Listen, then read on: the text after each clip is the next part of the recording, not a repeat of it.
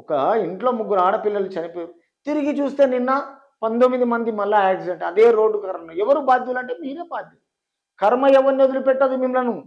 మీ ఇంట్లో మీకేదన్నా జరిగితే అప్పుడు తెలుస్తది మీకు. ప్రమాదం ఎవరికి జరుగుతుందనేది. అర్థమైందా? ఆ ప్రమాదాల గురించే ఇయాల తెలంగాణ రాష్ట్రం వచ్చింది. రాష్ట్రం ఎంతో బ్రహ్మాండంగా ఉంటదనుకున్నారు.